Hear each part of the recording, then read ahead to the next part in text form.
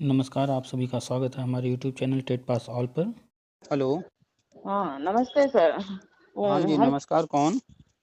Sir हम कानपुर से बोल रहे थे। हाँ, बताइए। सर हमने आपका वीडियो देखा, हमने 11 में टेट पास किया था और बीएड भी क्वालिफाई हमारा। हम्म। तो सर थोड़ी एज की प्रॉब्लम है, आपकी वर्षवार नियुक्ति के बारे में सुनते हैं, लेकिन एज मेरी 48 साल की है। तो ये तो क्या ये कुछ जो वर्षवार नियुक्ति है, इसमें जो पुराने लोग हैं उनके लिए ही गवर्नमेंट ये योजना बना रही है। क्योंकि राष्ट्रीय शिक्षा नीति के तहत जो भी पद पहले से खाली हैं और जो नए पद बन रहे हैं, तो यूपी में अगर बात किया जाए सिर्फ, तो यूपी में ही 6-7 लाख पद हैं प्राइमरी में। जी तो वो सारे पद जो है भरने की तैयारी है एक साथ। तो पुराने जो कैंडिडेट्स हैं उन्हीं के लिए जो है प्लान किया गया है कि वर्षवार जो है नियुक्ति देकर जो पुराने पुराने लोग हैं उनको दिया जाए। इसी के लिए गवर्नमेंट ने जो टेट जी था वो 5 साल था पहले, जी उसको आजीवन कर दिया गया। जी तो आप देख रही हैं कि पीछे के भी लोगों पर ध्यान है गवर्नमेंट का, जी जी कि पीछे का भी आजीवन किया गया। जी ऐसे ही आप देखेंगी अभी जो नियम है कि कोई भी शिक्षक भर्ती में शामिल होने के लिए जो भी बीएड वगैरह किया हो तो ग्रेजुएशन में 50% होना चाहिए। जी तो उसको भी जो है सेंट्रल गवर्नमेंट ने एक अलग से गजट जारी करके जी जुलाई 2011 के पहले जिसने भी बीएड कर लिया था या एडमिशन ले लिया था, जी उनको जो है 50% से छूट दे दिया। तो जी ये 2 पॉइंट, ऐसे और भी कई चीज़ें की गई हैं। ये सब जी इंडिकेट कर रहे हैं साफ-साफ कि पीछे के लोगों के लिए स्पेशली अलग से किया जा रहा है। जी आप जब ये गजट पढ़ेंगे तो उसमें साफ-साफ लिखा है जुलाई 2011 के पहले वाले, और ये गजट जो अभी 1 साल पहले जारी किया गया है। जी अगर उनको करना ही था सबको कर देते, लेकिन वहाँ सबको नहीं किए। वहाँ जी सिर्फ 11 जो जुलाई 2011 है उस वहाँ तक के लोगों को किए सिर्फ, और टेट आजीवन किए तो आगे का सिर्फ नहीं किए, जी पीछे का भी कर दिए। तो ये जी दोनों चीज़ें एज अ प्रूफ के रूप में आप मान सकती हैं कि पीछे के लोगों पर ध्यान है। और रही बात एज की, जी तो जब वो उनको पता है कि हम पीछे वालों के लिए ये सब तैयारी कर रहे हैं, तो जब जी भर्ती वो शुरू करेंगे तो जी एज में छूट वगैरह तो भर्ती में दिया जाता है ना। लेकिन काफी वो हो गया, वैसे तो 40 होता है, लेकिन हमारा 48 है, तो कुछ बहुत ही ज्यादा डाउट है कि पता नहीं अभी क्या। अभी हाल फिलहाल 69,000 भर्ती हुई है, जी उसमें 58 वर्ष के भी व्यक्ति ने ज्वाइन किया है। क्या आपकी उम्र उनसे भी ज़्यादा है? नहीं नहीं सर। 58 वर्ष वालों ने भी ज्वाइन किया है। तो जी एज लिमिट जो रखा जाता है, जी वो तो किसी भी भर्ती का जब नियम बनता है, तो सामान्य तौर पे किसी भर्ती में 40 साल है, किसी में 30 साल है, 35 साल है, वो तो सामान्य नियम है ना। जी और जी सामान्य तौर पे जो आरक्षण दिया जाता है उसके तहत छूट होता है, वो तो सामान्य नियम है। जी जब विशेष कुछ होता है तो उसमें विशेष नियम शर्त लागू होते हैं, विशेष कंडीशन लागू करके देते हैं। जैसे जी 69,000 भर्ती को ही देख लीजिए, तो इस जी 69,000 भर्ती में विशेष छूट दिया गया और जी 58 साल वाले भी ज्वाइन किए। जी तो ये जो है हर कक्षा में शिक्षक योजना जो शुरू होने वाला है, तो इसमें विशेष छूट दे करके ही काम किया जाएगा। जी तो उसकी तैयारी चल रही है। तो उम्र हम्म, पर ध्यान मत दीजिए, जब विज्ञापन आएगा हम्म, तो उम्र में छूट मिल जाएगा, उसमें कोई दिक्कत नहीं आएगी। आप बस फ़ोकस कीजिए जी पढ़ाई पर, क्योंकि जो राष्ट्रीय शिक्षा नीति के तहत सारी चीज़ें होने जा रही हैं, हम्म, तो वही राष्ट्रीय शिक्षा नीति ये भी कहता है हम्म, कि सभी शिक्षक भर्ती में इंटरव्यू डेमो कराया जाए। हम्म, तो गवर्नमेंट जो प्लानिंग है इसमें कोई एग्ज़ाम तो नहीं कराने वाले हैं, लेकिन हो सकता है इंटरव्यू रख दें, ताकि जो है ऐसे भी लोग होंगे जो फर्जी डिग्री लेकर आ गए होंगे। ऐसे हम्म, लोग होंगे जो कि डिग्री तो ले लिए लेकिन कुछ आता-जाता नहीं है उनको, जी तो उन लोगों को तो फ़िल्टर करना पड़ेगा ना। जी तो हो सकता है, कन्फर्म नहीं है अभी, क्योंकि हम्म, ये चीज़ राष्ट्रीय शिक्षा नीति में लिखा है लेकिन अभी लागू नहीं हुआ है, जी और लागू तो कभी भी कोई चीज़ हो सकता है। जी इसलिए ये मान कर के चलिए कि अगर होता है इंटरव्यू डेमो तो फिर वहाँ पढ़ाई ही काम आएगा, अगर नहीं होता है तब तो कोई दिक्कत नहीं है। जी लेकिन अगर होता है तो फिर जो पढ़ा होगा, वही हम्म, तो इंटरव्यू में जो है जवाब दे पाएगा। जी जी तो अगर आप जो है कहीं पढ़ाती हैं तो अच्छी बात है, नहीं पढ़ाती हैं तो कोशिश कीजिए किसी स्कूल में पढ़ाना शुरू कर दीजिए, और जी समय निकाल कर के घंटा 2 घंटा जो है जी कॉमन जो सब्जेक्ट्स हैं जी उनको पढ़ना शुरू कर दीजिए, और पढ़ने के लिए वही जो सुपर टेट में है सिलेबस उसी को कर लीजिए, उतना ही काफ़ी है। जी सर ये पूछ रहे थे ये कब तक मतलब कुछ आइडिया है कि ये कब तक भर्तियां आएंगी? देखिए, कोई भी भर्ती तब आती है जब विभाग जो है, पद तो खाली बहुत रहते हैं ऐसे, जी लेकिन जब जी विभाग भरना चाहता है, जी जी। जब उसके लिए बजट मिलता है, ठीक है? हम्म, जैसे 69,000 भर्ती आए, 5 साल हो गए लगभग, हम्म, और उसके बाद से अभी तक कोई भर्ती सामान्य जो आती है वो भी नहीं आई। जी 51,000 चर्चा में होता है कि 51,000 भर्ती आएगी, लेकिन अभी तक कोई भी नोटिफिकेशन वगैरह नहीं जारी हुआ। कब आएगा, कैसे आएगा, नहीं पता है। तो जी उसके पीछे जो कारण है, जैसे आप ही का घर है, आपको जी अपने घर में झाड़ू पोछा करने के लिए, बर्तन धुलने के लिए, खाना पकाने के लिए नौकर रखना है, नहीं रखना है, ये कई चीज़ों पर निर्भर करेगा ना कि आप क्या चाहती हैं। आपके पास हम्म, बजट है या नहीं है, आपको ज़रूरत है या नहीं है, तब ना उसके बाद तय होगा। जी लेकिन अभी अचानक से जो है कोई प्रोग्राम हो जाए, मान लीजिए किसी का घर में जो है एंगेजमेंट हो, शादी हो, बर्थडे पार्टी हो, तब हम्म, तो फिर ज़रूरी पड़ जाएगा कि किसी को रखना है। जी तो अलग-अलग कंडीशन में अलग-अलग तरीके से निर्णय लिया जाता है। तो ऐसे ही गवर्नमेंट भी निर्णय लेती है कि उनकी हम्म, ज़रूरत क्या है, सीट तो खाली है लेकिन ज़रूरत है या नहीं है, और हम्म, बजट है या नहीं है। ज़रूरत होकर भी क्या करेगा जब पैसा ही नहीं रहेगा। तो जब बजट नहीं रहेगा तो फिर करेंगे ही नहीं। तो राष्ट्रीय शिक्षा नीति जब आया, तो इसमें जो चीज़ें लिखी गई हैं, वो हम्म, सारी चीज़ें होनी हैं, ये तो कन्फ़र्म है। जी लेकिन एग्ज़ैक्टली कौन से तारीख में होगा, वो जब गवर्नमेंट डिक्लेयर करेगी तब ही पता चलेगा। हम्म, तो 2020 में आया था और उसकी जी तैयारी पूरी तरह से गवर्नमेंट लगातार कर रही है, हम्म, और 2020 में ये आने के बाद 2021 में ही उन्होंने टेट को आजीवन किया। जी तो इस तरफ एक कदम बढ़े ना। जी। और सर फिर दो हमारा 18 वाला टेट भी क्वालिफाई है, 11 में अ, भी किया था हमने, 18 में भी तो टेट क्वालिफाई हो गया। अभी सर वो भी 11 में हमारे 95 मार्क्स हैं, चलिए, जर्नल के अच्छी हैं। बात है, आप जो है 2 बार पास हैं तो ये और अच्छी बात है ना। जी हमारे 95 मार्क्स हैं। तो जिससे जिससे लाभ मिल रहा होगा वो वाला लगाइएगा। नहीं, अगर 11 में 95 है और 18 में 92 है।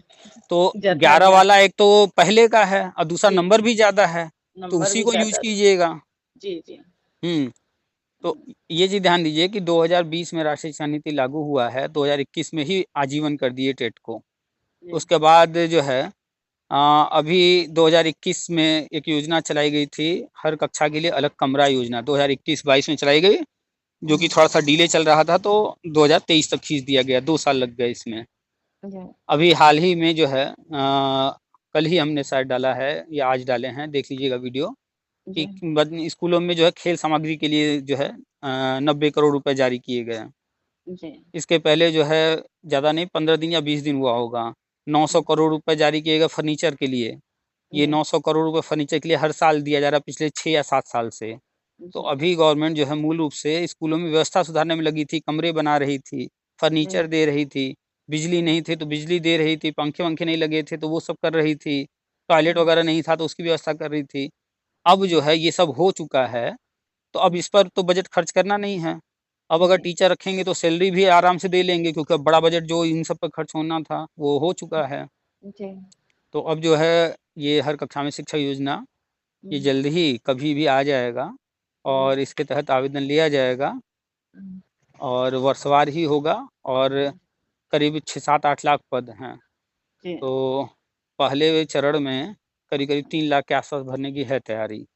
हम्म, अब ये सारी चीज़ें 2-3 महीने में भी शुरू हो सकती हैं, हो सकता है कि जो है थोड़ा और टाइम लग जाए। मुख्य रूप से जो यूपी का शिक्षा सेवा चयन आयोग नया बना है, जी तो ये ही नहीं बना था, और सारी चीज़ें नए आयोग से होनी थी। तो जी ये भी अब तैयार हो गया है, सदस्य चुन लिए गए हैं। जी अध्यक्ष अभी नहीं चुना गया है, तो संभावना जताई जा रही है कि जी ये 1 आध 2 महीने के अंदर जो है अध्यक्ष भी चुन लिया जाएगा। तो मानकर चलिए कि ये जो हम्म, चुनाव चल रहा है, आचार संहिता जो लगी हुई है, जी तो 2 महीने तो इधर तो संभावना कम है। हम्म, वैसे कोई दिक्कत तो नहीं है नई भर्ती वगैरह करने में, क्योंकि जी चुनाव आयोग ने कहीं रोक नहीं लगाया है भर्ती जी करने या पुरानी भर्ती करने में। लेकिन फिर भी जो है, जब हम्म, नया आयोग बना है, अभी अध्यक्ष भी नहीं चुने गए हैं, तो फिर भी मान के चला जाए कि 2 महीने लग सकते हैं, 3 महीने। ठीक है, तो 2-3 महीने का टारगेट लेकर के आप प्लान कीजिए, जितना भी समय लगे, अपनी पढ़ाई उस हिसाब से प्लान करके तैयारी रखिए। जी और नया सत्र शुरू होने वाला है, अगर जी। पढ़ा रही हैं तो अच्छी बात है, नहीं पढ़ा रही हैं तो कहीं न कहीं जॉइन कर लीजिए, तो उससे प्रैक्टिस होता रहेगा डेमो का। सर जी एक चीज और पूछना चाहते थे, जैसे हम्म कि हमारे हस्बैंड नहीं है तो इसमें मतलब ऐसे लोगों को भी कुछ छूट मिलती है क्या? वो तो सामान्य प्रक्रिया में छूट मिलता ही है, इसमें अलग से कुछ नया नहीं है, ये तो हमेशा मिलता है। जो नहीं तो आरक्षण का जैसे कि प्राविधान है, आरक्षण जैसे विकलांग को मिलता है तो ऐसे लोगों को भी अलग से कुछ आरक्षण होता है पहले क्या? आरक्षण आप आरक्षण। जान पहले आरक्षण को आप समझ लीजिए, तो आपको जी सब क्लियर हो जाएगा, बार-बार नहीं समझना होगा, कोई कन्फ्यूजन नहीं रहेगा। जी आरक्षण 2 तरह से दिया जाता है, जी एक वर्टिकल, एक हॉरिज़ॉन्टल, जी ठीक है? जी तो इसमें जो है एक जातिगत हो गया कि हाँ, जो है जनरल, ओबीसी, जी एससी, एसटी, ठीक? जी जी जी और फिर एक हो जाता है कि हर कैटेगरी में कुछ जी ऐसे भी लोग होंगे जो विकलांग होंगे, जी जी कुछ ऐसे भी जिन महिलाएँ होंगी जो जी विधवा होंगी या तलाकशुदा होंगी या इस तरह का कुछ इस कंडीशन होगा। जी कुछ स्वतंत्रता संग्राम सेनानी होते हैं, उनके जी जी परिवार से, और भी कई तरह के कोटा होते हैं। जी तो हर कैटेगरी में इस तरह के लोग मिल सकते हैं, मिलते हैं, तो हर कैटेगरी में इस तरह का प्रावधान रखा जाता है। जी तो जब भर्ती आती है, उसमें आपको ध्यान से पढ़ना होगा कि किस-किस तरह के जो है छूट दिए जा रहे हैं, कैसे-कैसे आरक्षण दिया जा रहा है। जब आप विज्ञापन पढ़ेंगी, विज्ञापन वेबसाइट से डाउनलोड करके पढ़िएगा, अखबार वाला विज्ञापन जानकारी के लिए तो ठीक है, लेकिन कभी-कभी अखबार वाले कुछ गलत भी छाप देते हैं। जी और अखबार का अगर गलत इन्फॉर्मेशन पढ़ कर के कुछ और जो है कोई चीज़ छूट गया या कोई चीज़ गलत हो गया तो फिर दिक्कत हो जाती है। इसलिए कभी भी कोई भी विज्ञापन जो है वो ऑफ़िशियल वेबसाइट से, मोबाइल होगा ही, जी ये आजकल जो चल रहा है ये एंड्रॉयड मोबाइल बड़ा वाला, जी जी तो उसका ऑफ़िशियल वेबसाइट खोल लीजिएगा हम्म, और ऑफ़िशियल वेबसाइट से विज्ञापन डाउनलोड कीजिएगा। बहुत सारे दूसरे वेबसाइट भी हैं, जैसे सरकारी रिज़ल्ट डॉट कॉम वगैरह, तो ये लोग जो ऑफ़िशियल नहीं हैं। जी जी ये हमारे आप जैसे ही कोई सामान्य व्यक्ति जो है चला रहा है, ठीक है, वहाँ से जी जानकारी मिल जाती है, जी लेकिन वो ऑफ़िशियल नहीं है। उन्हीं के जी वेबसाइट पर जाएँगी, कोई भी विज्ञापन देखेंगे, नीचे लिखा रहता है ऑफ़िशियल वेबसाइट, जब उस पर क्लिक कीजिए, तो गवर्नमेंट वेबसाइट खुल जाता है। जी तो ऑफ़िशियल वेबसाइट से विज्ञापन डाउनलोड कीजिएगा जी और उस विज्ञापन को बड़े आराम से बैठ कर के 1 दिन, 2 दिन, 3 दिन, 4 दिन, जितने दिन में पढ़ना हो, आराम-आराम से पढ़िएगा। एक-एक नियम कानून पढ़ कर के, समझ कर के, सारी चीज़ों को तब ध्यान से भरिएगा। कभी भी कोई भी फॉर्म भरिए, ऐसे ही सरकारी वेबसाइट से हम्म, डाउनलोड करके, ऑफ़िशियल वेबसाइट से डाउनलोड करके, उसको पहले ध्यान से पढ़ कर के, एक-एक चीज़ समझ कर के, हम्म, तब भरना चाहिए। बहुत सारे लोग गलती कर देते हैं, जैसे अभी थोड़ी देर पहले जो है एक फ़ोन आया था, एक शिक्षा मित्र का था, तो वो बता रहे थे अपना जो है कुछ गलती कर दी जिसकी वजह से हम्म, उनका जॉइनिंग जो है रोक दिया गया। फाइनल जी तो हो गए थे, मेरिट लिस्ट में आ गए थे, लेकिन जॉइनिंग रोक दिया गया। जी तो थोड़ी-थोड़ी गलतियों कर बहुत सारे शिक्षा मित्र थे 68,000 69,000 में, वो हम्म, शिक्षा मित्र वाले कॉलम पर टिक लगाना भूल गए, जिसके कारण जो है नंबर हम्म, अच्छे होने के बावजूद उनको नियुक्ति नहीं मिली। तो एक हम्म, छोटी-सी गलती की सज़ा मिली कि नहीं मिली उनको? जी। तो सर जी इसलिए एक चीज और पूछना हुँ, चाह रहे थे। ये हुँ। कह रहे थे कि जैसे हम जर्नल में ईडब्ल्यूएस का क्या वो सर्टिफिकेट बनवा के लगा सकते हैं? बिल्कुल, अगर आप जो है आवेदन करती हैं तो और आपका बन मतलब जाता उसमें है, ज्यादा वो मिलेगा वारिता ज्यादा मिलती क्या जर्नल में है हम? देखिए, पहले आरक्षण को कहे ना पूरा अच्छे से समझ लीजिए तो कभी कन्फ्यूजन नहीं होगा। आरक्षण क्या नियम है, अगर भर्ती 100 पद है, जी प्रतिशत समझती हैं ना? जी जी तो हम प्रतिशत में ही बात कर रहे हैं। ठीक ठीक तो अब जितनी भी सीट हो, 1 लाख हो, 50,000 हो, 10,000 हो, जी उससे आप अपना अंदाज़ा लगा लीजिएगा, काउंट कर लीजिएगा। ठीक है तो प्रतिशत मतलब 100, तो जी 100 में नियम ये है कि जो 50 सीट होगी जी वो सबके लिए होगा, जनरल के लिए भी, ओबीसी जी के लिए भी, एससी के लिए भी, एसटी के लिए, उसको बोलते हैं अनारक्षित, जी ठीक है? जी तो उसमें कोई भी आ सकता है जी और जो बाकी 50% है, जी उसमें 27% ओबीसी का होता है, जी 27 सीटें ओबीसी को ही सिर्फ़ दी जाएँगी जी और 21% एससी का होता है, वो 21 सीटें सिर्फ़ एससी को ही दी जाएँगी जी और एसटी का 2% होता है, तो वो 2 सीटें सिर्फ़ एसटी को ही दी जाएँगी। जी तो इस आधार पर आप जब देखेंगी तो जनरल का कैंडिडेट जो है वो सिर्फ जो है अनारक्षित का जो 50 सीट है 50% जी सिर्फ उस पर ही आवेदन कर सकता है जी और जो ओबीसी का है वो 50% जो अनारक्षित है उसमें भी जा सकता है और 27% ओबीसी में भी जा सकता है। उसके पास जी दोनों ऑप्शन है यानी कि 50% वो 27% ये हो जी गया, जी 77% का उसके सामने विकल्प है। जी ऐसे ही एसटी के लिए एससी के लिए देख लीजिए तो 50% वो प्लस 21% ये, तो जी 71% उसके सामने ऑप्शन है। जी और एसटी के लिए 50% वो और 2% ये 52%। जी जनरल के लिए सिर्फ जो है अनारक्षित यानी 50% का ऑप्शन, उसमें जी थोड़ा परिवर्तन किया गया। जो अनारक्षित था 50%, जी बाद में उसमें से 10% ईडब्ल्यूएस बना दिया गया। जी तो अब जो अनारक्षित 50% होता था, 50 जी सीटें, जी अब वो 40 कर दिया गया। जी बाकी ओबीसी का, एससी का, एसटी का जितना था उसको वैसे ही रखा गया है, उसको डिस्टर्ब नहीं किया गया है। सर जी एक चीज और पूछना चाहते हैं, जैसे आप रुक ये। जाइए अभी ठीक अभी ठीक क्लियर कर लीजिए पहले। ठीक। तो 40% अनारक्षित, इसमें जनरल भी आएगा, हम्म। ओबीसी भी आएगा, एससी भी अच्छा अच्छा। आएगा, एसटी भी आएगा। 10% ठीक। जो ईडब्ल्यूएस है, ये जी जनरल के लिए है। तो जनरल में जो आर्थिक रूप से कमजोर व्यक्ति होगा, जिसके पास सर्टिफिकेट होगा, वो आएगा। जी और 27%, 21%, 2% अभी बताए ही। जी। तो अभी तक तो यही था, लेकिन सुप्रीम कोर्ट का एक आदेश भी है।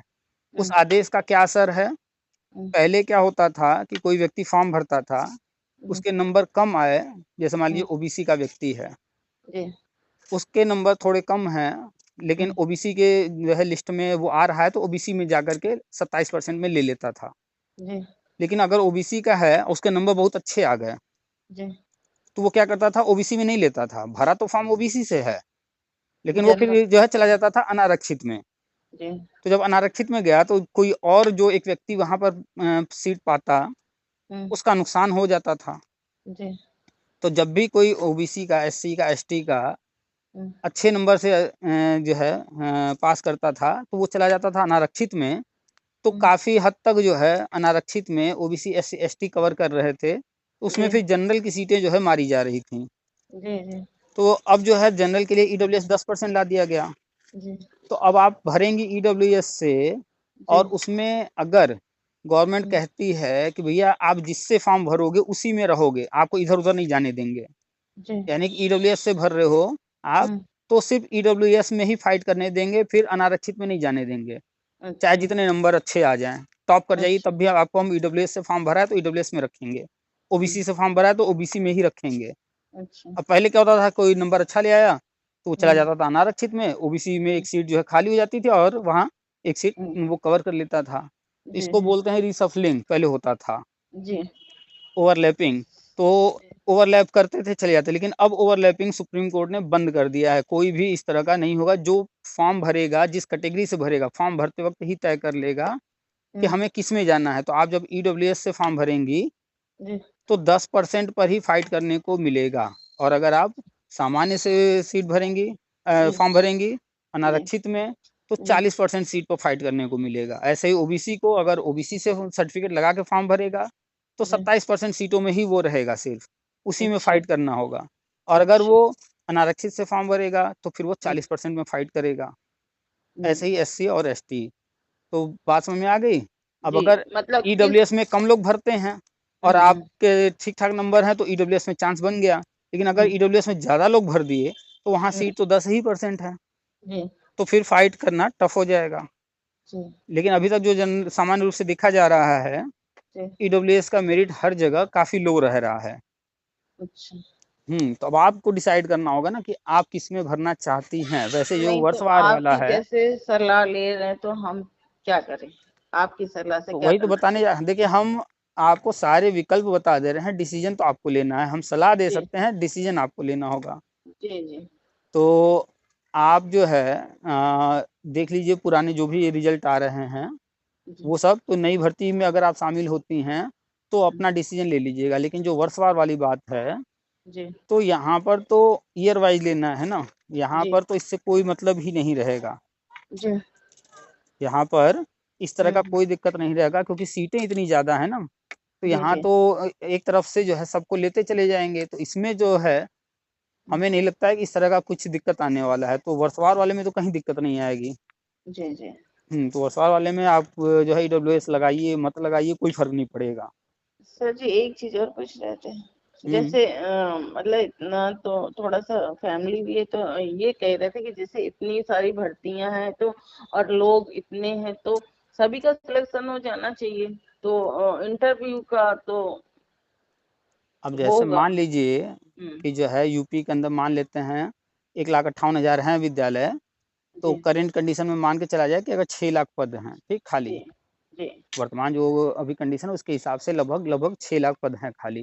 जी तो अगर 6 लाख पद हैं और गवर्नमेंट जो है वर्षवार करेगी, मान लेते हैं कि वो पहले चरण में 3 लाख भरने का प्लान किए, जी ठीक है। एक बार अखबार में न्यूज़ भी आया था कि 2.5 लाख से ज़्यादा भरे जाएंगे पहले चरण में। तो मान लिया कि 3 लाख भरने का प्लान किए, जी तो अब वो एक तरफ से उठाना शुरू करेंगे, बुला लेंगे पहले 2011 वाले आ जाओ, जी 2012 वाले आ जाओ। तो जो लोग आते जाएंगे उनको जो है जो भी उनका प्रोसेस होगा उसके थ्रू ज्वाइनिंग देते जाएंगे। आपने बीएड का काउंसलिंग कराया होगा तो कुछ ऐसे ही हुआ होगा जी कि जिसका जो नंबर है, जितना नंबर है उसके अनुसार बुलाया गया होगा, काउंसलिंग होती गई होगी और जी कॉलेज देते गए होंगे। जी जी ऐसे ही काउंसलिंग होती है। जी तो ईयर वाइज वाले में अगर वो प्लान करते हैं कि जो है 3 लाख पद भरना है और 3 लाख में 11 से 18 तक वाले आ जा रहे हैं, इनकी इतनी ही संख्या है लगभग, तो पहले इन लोगों को बारी-बारी बुला लेंगे कि पहले दिन 11 वाले आ जाओ, दूसरे दिन 12 वाले आ जाओ, या इस हफ्ते 11 वाले आ जाओ, अगले हफ्ते 12 वाले आ जाओ, जॉइनिंग देते जाएंगे। तो इसमें जो है बाहर होने का चांस उसी का होगा जो बिल्कुल भी कुछ नहीं जवाब देगा, मुंह बंद रखेगा या उल्टा सीधा जवाब देगा, गधा होगा बिल्कुल, जी जी अनपढ़ बिल्कुल होगा, डिग्री जुगाड़ से कहीं से ले लिया होगा, तो वही जी तो होगा जी बाहर ना। हम्म, और तैयारी आप की रहेंगी तो ऐसा जी कैसे हो जाएगा कि आप जो है बिल्कुल ही वहाँ पर जवाब नहीं देंगे। इसीलिए तो कह रहे हैं तैयारी जारी रखिए कि अगर होता है तो होगा कि नहीं होगा ये भी नहीं पता है, जी जी जी क्योंकि अभी नियम में शामिल नहीं किया गया है, नियम इस तरह का बनाया नहीं गया। लेकिन राष्ट्रीय शिक्षा नीति में लिखा है जी तो बन ही सकता है नियम, किसी दिन बन सकता है, हो सकता है आज हम लोग बात कर रहे हैं कल नियम आ जाए। जी जी तो इसलिए तैयारी करके चलिए और जी इतना ज़्यादा मत सोचिए, अपने हाथ में जो चीज़ नहीं है उसको कितना भी सोचा जाएगा वो हम्म, उसमें हम लोग कुछ नहीं कर सकते। अपने हाथ में सिर्फ पढ़ाई है, जी इसलिए पढ़ाई पर फोकस कीजिए। जी। बस यही एज की प्रॉब्लम फंस रही थी, तो हमको लग रहा था एक बार खुद बात करके देखें जरा सी कि क्या है एज में कहीं दिक्कत ना आ देखिए अभी जाए। पुलिस की भर्ती आई उसमें 3 साल का छूट दिया गया। हाँ ऐसे ही जी समय-समय पर भर्तियाँ आती हैं तो सामान्य तौर पे भी छूट दिया ही जाता है। केंद्रीय विद्यालय की भर्तियाँ आती हैं 10-10 साल की छूट दिए जाते हैं। सो तो ये तो सामान्य तौर पे भी अक्सर छूट इतने सारे दिए जा रहे हैं और हम जो बता रहे हैं ये तो बहुत बड़ा प्लान है गवर्नमेंट का, बहुत जी बड़ी योजना है। जी सर जी, एक चीज पूछ रहे थे, जैसे ये कह रहे थे कि हमारे साथ ये प्रॉब्लम है, तो ऐसे लोगों को भी तो छूट दी जाती होगी एज में। हाँ, हर किसी को जो है जहाँ पर गवर्नमेंट जो डिसाइड करती है तरह-तरह की छूट देती है। जी कहे तो ये चीज़ें जब सामने आएँगी तभी एग्ज़ैक्टली पता चलेगा ना कि क्या-क्या दे रहे हैं, क्या नियम है।